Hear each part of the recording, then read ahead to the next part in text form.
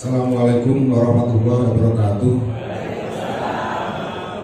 Ini bisa diinformasikan pada masyarakat semuanya, mungkin di lingkungan penjaringan semuanya, khususnya di Kabupaten Nganjuk. Artinya keharmonisan, ketentraman, ketertiban di masyarakat secara keseluruhan, sehingga harapan dari pemerintah daerah adalah semua sektor, semua bidang, semua masyarakat, elemen masyarakat ini bersatu padu untuk mewujudkan Nganjuk ini jauh lebih baik lagi daripada yang kemarin. Itu sampai nanti tahun 2026. Dan bupati, wakil bupati terpilih nanti baru bisa menyampaikan programnya atau melaksanakan programnya pada saat mereka nanti akan kampanye, kemudian dimasukkan dalam visi misi. Mereka baru bisa melaksanakan kegiatan programnya itu di tahun 2027. Di 2026 nanti bupati dan wakil bupati terpilih baru mereview atau merevisi RPJMD Kabupaten Nganjuk. Kemudian di RKPD 2027 baru dia akan memasukkan program unggulan-unggulan atau prioritas yang disampaikan pada saat di dalam kampanye seperti itu.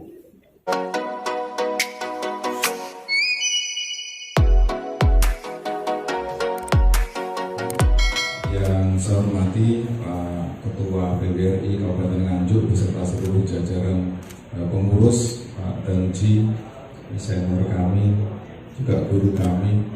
Pertama, saya menyampaikan permohonan maaf dari Pak PJ Bupati yang hari ini kebetulan beliau sejak kemarin berada di Jakarta karena ada tugas di kementerian, dan beliau mewakilkan pada saya untuk bertemu dan bersilaturahim dengan Bapak Ibu sekalian anggota PBRI Kabupaten Nganjuk dalam rangka peringatan Hari Ulang Tahun PBRI yang ke-62.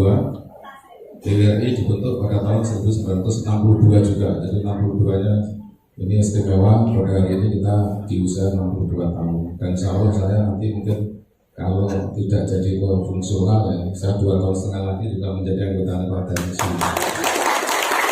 Bapak Ibu semuanya, saya hanya menyampaikan saja program dari Kabupaten Nganjuk. Jadi untuk masalah organisasi, saya kira penjaringan semua jauh lebih hebat daripada saya. Saya sampaikan bahwa di Kabupaten Nganjuk ini di tahun 2024 sampai tahun 2026 nanti kita ada 4 arah dan tujuan dalam prioritas pembangunan di Kabupaten Nganjuk. Yang pertama adalah Nganjuk Tumbuh. Nganjuk Tumbuh ini mengangkat berbagai macam sektor perekonomian yang saat ini kita sudah berdiri hampir 90 pabrik besar di Kabupaten Nganjuk di area wilayah utara, jadi kebanyakan di wilayah Rejoso, kemudian Bulungan, Lengkong, dan Jatikaleh. Sebagian mungkin ada di Kertosono sama di Barut, tapi sebagian besar kita arahkan ke kawasan peruntukan industri itu ada di sana. Dan tentunya penjenengan yang memiliki cucu, putri dan cucunya atau ayahnya nanti bisa mencari kerja ketika lulusan SMA ataupun lulusan sarjana-sarjana yang sesuai dengan kapabilitasnya bisa diterima di pabrik besar yang ada di Kabupaten Nganjuk.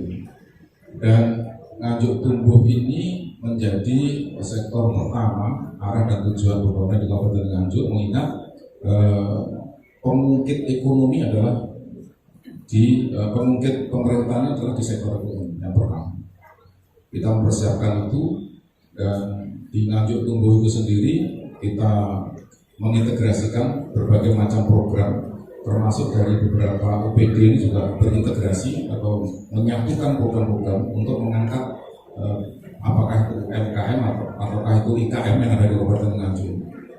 Salah satu yang dilaksanakan misalkan ya di Kominfo, ini Pak Jono, ini Pak Sekretaris Kominfo, ini melaksanakan sebuah kegiatan namanya Omah Tandang. Omah Tandang itu adalah rumah digital talenta Nganjuk Ladang. Di sana melatih pemasaran bagi UMKM atau IKM yang ada di Kabupaten Nganjuk ini, dilatih pemasaran secara online.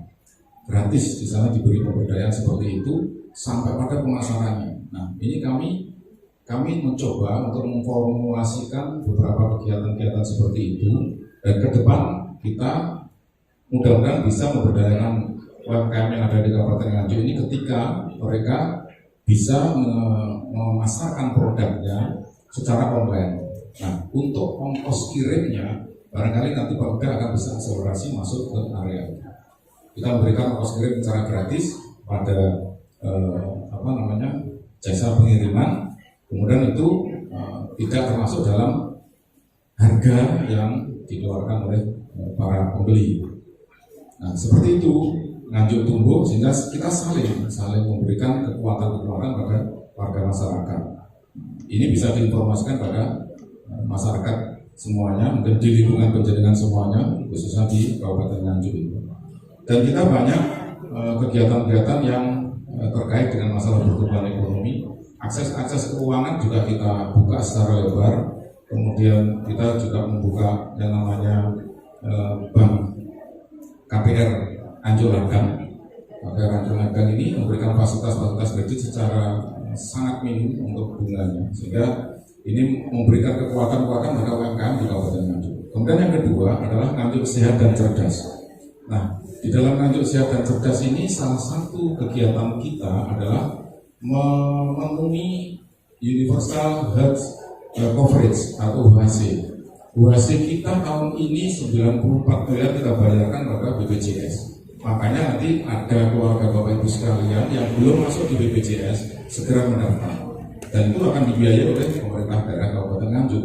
Kalau misalkan ada keluarga kita yang sakit di rumah sakit atau mungkin di puskesmas atau di rumah sakit Kertosono ataupun di rumah sakit Nganjuk atau di manapun yang bisa diakselerasi oleh BPJS, maka itu biayanya ditanggung oleh pemerintah daerah. Tahun ini kita harus membayar 94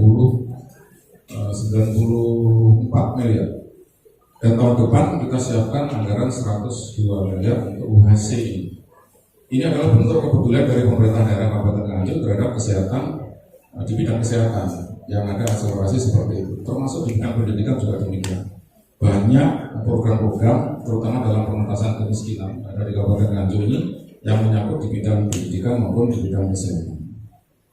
Kemudian Nganjuk akuntabel. Ini kaitannya dengan pemerintah daerah atau aparatur kami yang harus bisa mempertanggungjawabkan seluruh kegiatan-kegiatan untuk kepentingan warga masyarakat.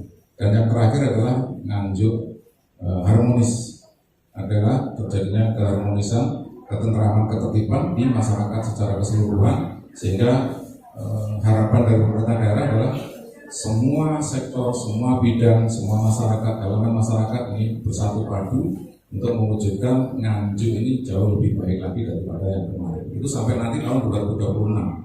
Dan bupati, wakil bupati terpilih nanti baru bisa menyampaikan programnya atau melaksanakan programnya pada saat mereka nanti akan kampanye, kemudian dimasukkan dalam visi misi.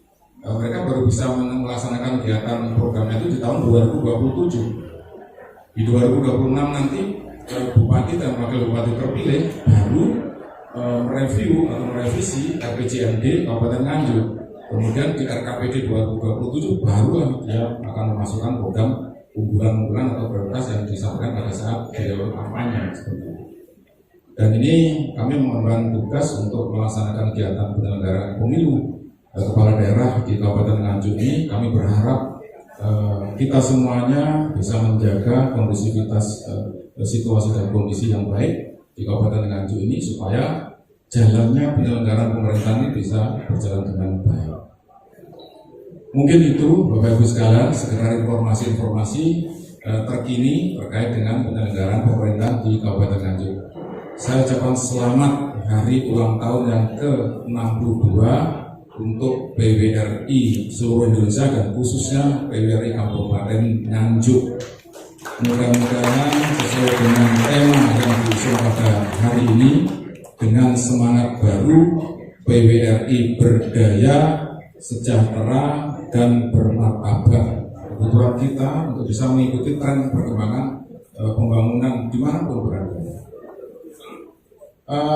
Kalau penjenengan punya usaha misalkan bawang merah, industri bawang merah goreng, kami sudah kerjasama dengan kabupaten di Kalimantan Selatan. Kita ngirim setiap 10 hari sekali ngirim 1 ton bawang merah, bawang goreng. 1 ton itu banyak banget. Dan itu sekarang Kabupaten Tabalong itu sekarang mereka mensuplai bawang merah goreng ini ke IKN. Karena di seputaran IKN ini belum ada pedagang-pedagang yang di sini. Dan Tabalong mungkin agak jauh juga. Ya ini kita nanti kerjasama dengan Balikpapan. Yang paling dekat dengan IKN adalah Balikpapan. Bawang merah ini kalau di tempat yang lain inflasi itu masuk, bawang merah ini termasuk minus. Kalau di kita kan enggak, kita kan masih surplus untuk bawang merah. Dan kita bisa kerjasama baik bawang merah sayurnya maupun bawang merah gorengnya. Kalau bawang merah sayur sudah, itu sudah ratusan ton kita kirimkan ke sana. Dan itu memang untuk mensuplai di IKN, terutama IKN. IKN membutuhkan banyak sekali kegiatan-kegiatan, terutama konsumsi. Jadi kita harus membuka peluang ke sana.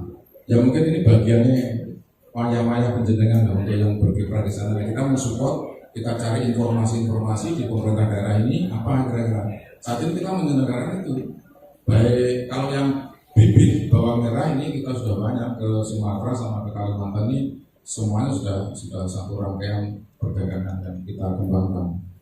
Dan kemarin Kabupaten Tabalong ini juga menyiapkan lahan. Sampai saya diginikan, Pak saya minta lahan berapapun saya kasih, berapa hektar saya kasih untuk mendirikan gudang yang akan kita menyapri bawang merah di sana. Dan ini peluang yang cukup besar. Makanya nanti kalau di bulan September saya rencanakan ke sana, ke IKN sama ke Tabalong sama ke Balikpapan bersama teman-teman dari para OPD. Lalu Pak Tarik enggak? Jadi semuanya kita ajak ke sana. Ya kita terus-menerus mengupayakan bagaimana kerjasama antar daerah ini nanti akan bisa berdampak pada masyarakat Kabupaten Nganjuk.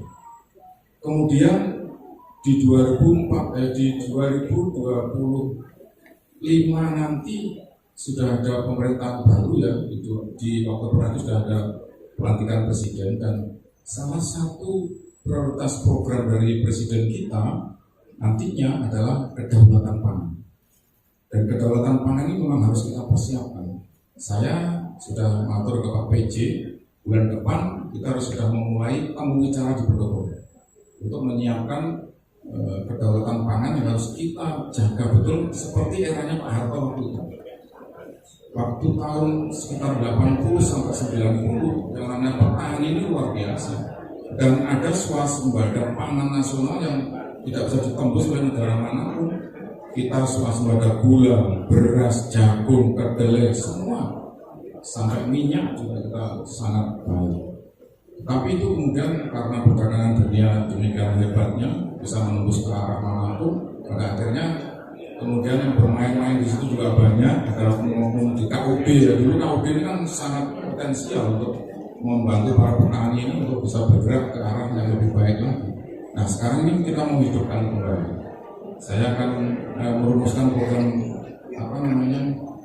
temu bicara di Pendopo ini. Kemudian malamnya kita ada wayangan yang itu dalam di Kabupaten Nganjuk itu cukup banyak. Kalau nggak ada yang nanggap, kasihan kan. Paginya kita pameran UMKM di seputaran Pendopo ini. Jadi semua perekonomian nanti kita bergerak. Dan petani malamnya kita sampaikan, kita diskusi tentang berbagai macam persoalan, terutama masalah perikanan, pertanian, perkebunan. Ikan di Kabupaten Nganjuk itu luar biasa. Kemarin banyak yang rugi, para pembudidaya ikan ya, namanya petani ikan, pembudidaya ikan ada berpuluh-puluh ton yang mandek. Banyak produk tetapi pemasarannya sulit. Dan akhirnya kita diskusi dengan profesor dari UNER, kita sampaikan di situ, dan ada gagasan untuk menampung produk lele, terutama lele yang di sini paling banyak itu menjadi frozen dan menjadi yang makanan anak kecil nugget. Kalau tidak seperti itu nggak akan bisa bergerak.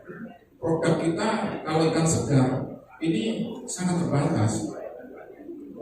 Dan ketika nanti itu menjadi frozen, menjadi nugget atau makanan tambahan yang lain, itu nanti akan kita integrasikan ke dalam programnya Pak Dinas Sosial, Dinas PPKB, Dinas Kesehatan tentang penurunan stunting menjadi pemberian makanan tambahan bagi anak-anak yang mengalami stunting ataupun yang tidak mengalami stunting. Kita berikan akselerasi tambahan gizi berupa makan ikan.